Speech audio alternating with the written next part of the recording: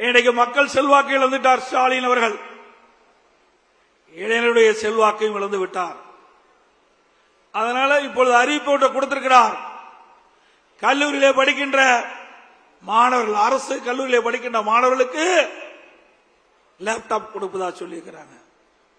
தொடர்ந்து 4 ஆண்டு காலம் சட்டமன்றத்தில் அழுத்தம் கொடுத்தோம். அனைத்து இந்திய அண்ணா திராவிட முன்னேற்ற கழக அரசு இருக்கின்ற பொழுது, இதயம் புரட்சி தலைவி அம்மா இருக்கின்ற பொழுது,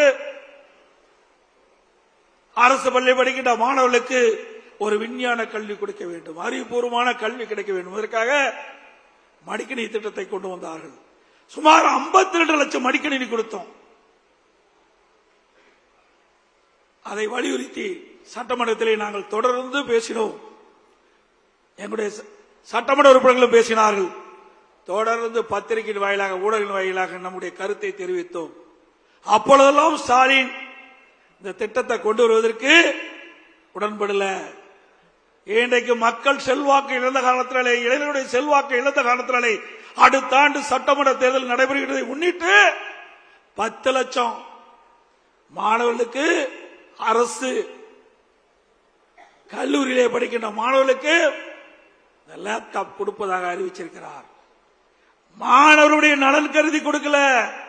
அடுத்த ஆண்டு நடைபெறுகின்ற சட்டமன்ற பொதுத் தேர்தலில் அந்த இளைஞர்களுடைய வாக்கு கிடைக்க என்பதற்காக இந்த 10 லட்சம் லேப்டாப் கொடுக்குறீங்க. சரி, இப்ப கொடுப்பத இந்த கல்லூரி திறப்பதற்கு முன்பே கொடுத்திருந்தா அவளுக்கு பயனுள்ளதா இருந்திருக்கும். ஆனா கல்லூரி திறந்து 5 மாதம் கழித்து இப்ப கொடுக்கறீங்க.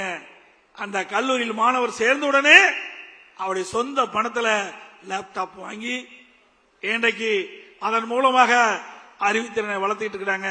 இந்த லேப்டாப் கொடுப்பதனால என்ன பயன் எண்ணி பாருங்க. இதை கொடுப்பதை மட்டும் வேண்டாம் என்று சொல்லவில்லை. கொடுப்பதை உரிய நேரத்தில் கொடுத்தீங்களா? இல்ல. அவருடைய வாக்கு தேவை. அடுத்த ஆண்டு நடைபெறுகின்ற தேர்தல் திமுகவுக்கு பயம் வந்து விட்டது, தோல்வி அடைந்து விடுவோம் என்று பயம் வந்து விட்டது. அதனால அவசரமாக இன்றைக்கு அரசு கல்லூரியிலே படிக்கின்ற மாணவர்களுக்கு லேப்டாப் கொடுப்பதாக அறிவிச்சிருக்கிறாங்க.